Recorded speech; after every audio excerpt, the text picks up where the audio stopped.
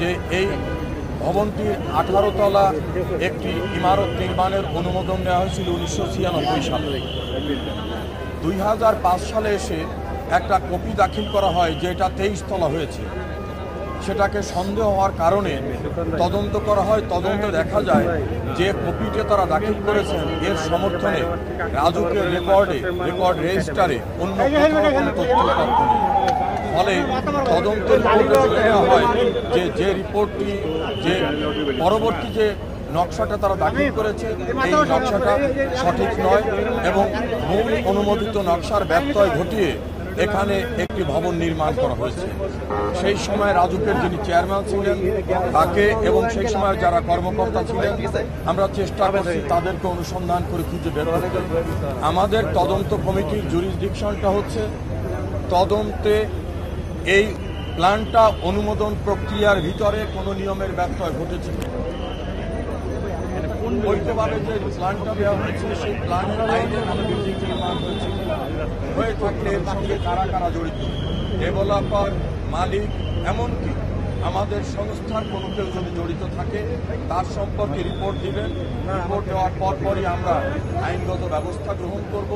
মাননীয় প্রধানমন্ত্রী শেখ হাসিনার নির্দেশ, তিনি যেই হন না কেন, যত শক্তিশালী ব্যক্তি হন না কেন, এই জাতীয় মর্মান্তিক ঘটনা যে নরপিশাচরা টাকার লোভে ঘটায় তাদেরকে সর্বোচ্চ আইনি আওতায় এনে যে ব্যবস্থা গ্রহণ করা দরকার দ্রুত গতিতে আমরা সেই ব্যবস্থা গ্রহণ করব।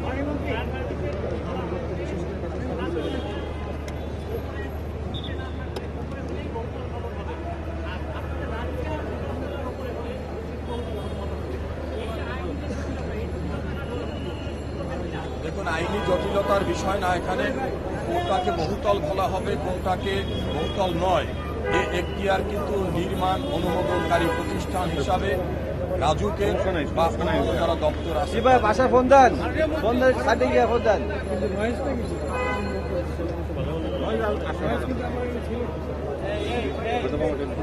এই মুরব্বী আরো চাপড় চাপড় একটু চাপড় দিয়ে আর চাপড় চাপড় দিয়ে তাকে করে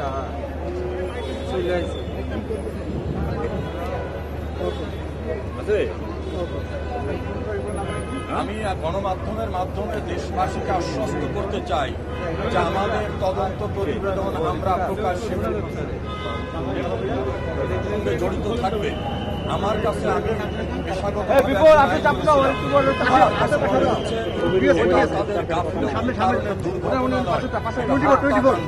তাদের বিরুদ্ধে এই জাতীয় গাফিলতির কারণে যে নির্মম হত্যাকাণ্ড সে ব্যাপারে আইনি ব্যবস্থা আমরা গ্রহণ করব।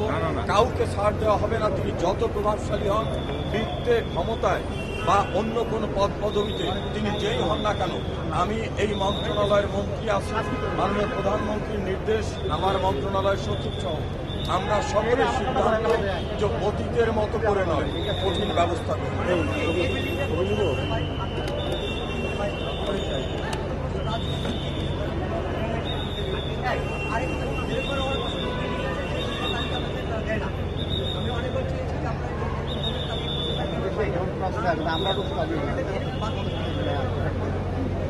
ঢাকা শহরে একেবারে অনুমোদনহীন বা অনুমোদনের ব্যত্যয় ঘটিয়ে অসংখ্য ইমারত নির্মাণ করা হয়েছে।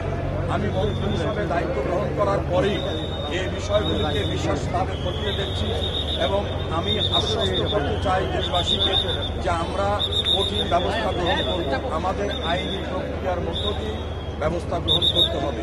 অতীতে যে ঘটনা ঘটেছে সেই বিষয়গুলোকেও খতিয়ে দেখব যে এখানে অতীতে যদি দুর্ঘটনা ঘটার পরে একটা কমিটি হয়ে থাকে সেই কমিটি প্রতিবেদনের প্রেক্ষিতে কেন ব্যবস্থা গ্রহণ করা হয়নি, কারা ব্যবস্থা গ্রহণ করা করেননি, আমি তাদেরকেও ব্যবস্থা গ্রহণের আওতায়